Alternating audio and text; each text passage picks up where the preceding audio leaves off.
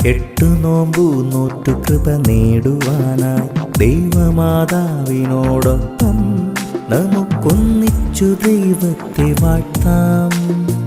ആമേൻ, ആമേൻ.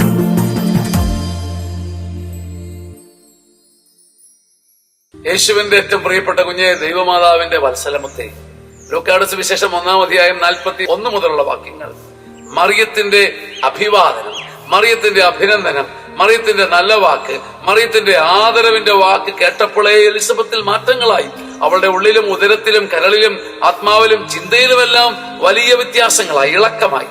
മറിയത്തിന്റെ അഭിവാദനം, ആദരവും ബഹുമാനത്തിന്റെ വാക്ക് എലിസബത്തിനെ മാറ്റി. മറിയത്തിന്റെ ആദരവിന്റെ പൂച്ചെണ്ട് അവളുടെ ആത്മാവേറ്റെടുത്തു. എലിസബത്ത് തിരിച്ചു പറഞ്ഞു, നീ അനുഗ്രഹീതയാണ്, നിന്റെ ഉദരഫലവും അനുഗ്രഹീതമാണ്. എന്റെ കർത്താവിന്റെ അമ്മ ആണ് നീ, എന്റെ അടുത്ത് വരാൻ ഭാഗ്യം എവിടെന്ന്. ചരിത്രത്തിൽ മനുഷ്യൻ തിരഞ്ഞ വലിയ ഒരു ചോദ്യത്തിന്റെ, ഒരു താത്വിക ചോദ്യത്തിന്റെ ഉത്തരം സ്വർഗം മറിയം വഴി വെളിപ്പെടുത്തുകയാണ്. ആരാണ് വലുത്? ആരാണ് വലുത്? ഇതാണല്ലോ മനുഷ്യന്റെ ഏറ്റവും വലിയ അന്വേഷണം. നീയോ ഞാനോ? നീയോ ഞാനോ? ഞാനോ നീയോ? ആരാണ് വലുത്? ആരാണ്? ആർക്കാണ് വലിപ്പം? അഭിനന്ദിക്കപ്പെടുന്നവനാണോ അഭിനന്ദിക്കുന്നവനാണോ? നാം ആരെയും അഭിനന്ദിക്കത്തില്ല. കാരണം അഭിനന്ദിച്ചാൽ നല്ലത് പറഞ്ഞാൽ, ആദരിച്ചാൽ, ബഹുമാനിച്ചാൽ നമ്മൾ താന്നു പോകും. ആദരിക്കപ്പെടുന്നവൻ അങ്ങ് ഉയർന്നു പോകും. പൂച്ചെണ്ട് കിട്ടുന്നവൻ അങ്ങ് ഉയർന്നു പോകും. അവാർഡ് കിട്ടുന്നവൻ അങ്ങ് ഉയർന്നു പോകും. അവാർഡ് കൊടുക്കുക, അഭിനന്ദിക്കുക, ആദരിക്കുക നമുക്ക് നാണക്കേടാണ്. നമ്മൾ താന്നു പോകും. ബൈബിള് പറയുന്നു, മറിയത്തിന്റെ കൺമുമ്പിലൂടെ തിരിച്ചു പറയുന്നു, ആരാണ് വലുത്? അഭിനന്ദിക്കപ്പെടുന്നവനാണോ അഭിനന്ദിക്കുന്നവനാണോ?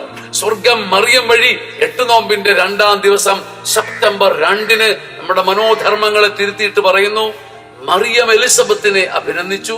പക്ഷെ എലിസബത്ത് തിരിച്ചു പറഞ്ഞു, ഞാനല്ല വലുത്. എന്നെ അഭിനന്ദിച്ച നീയാണ് വലുത്. നീയാണ് കർത്താവിന്റെ അമ്മ. ചരിത്രത്തിൽ ബൈബിളിൽ ഒരിടത്തും കാണുന്നില്ല എലിസബത്തിന്റെ മുമ്പിൽ ദൈവവുമായിട്ടുള്ള തന്റെ ബന്ധത്തെക്കുറിച്ചോ മംഗളവാർത്തയെക്കുറിച്ചോ മറിയം ഒരു വാക്ക് പോലും പറഞ്ഞില്ല.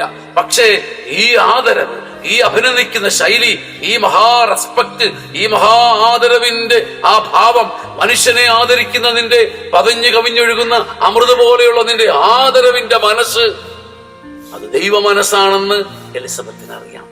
ആദരിക്കുന്ന മനസ്സ് ദൈവ മനസ്സാണ്. മറിയത്തിന്റെ മനസ്സ് ദൈവ മനസ്സാകുന്നത് അങ്ങനെയാണ്. അഭിനന്ദിക്കുന്നവനാണ് വലിയവൻ. ആമേൻ, ആമേൻ.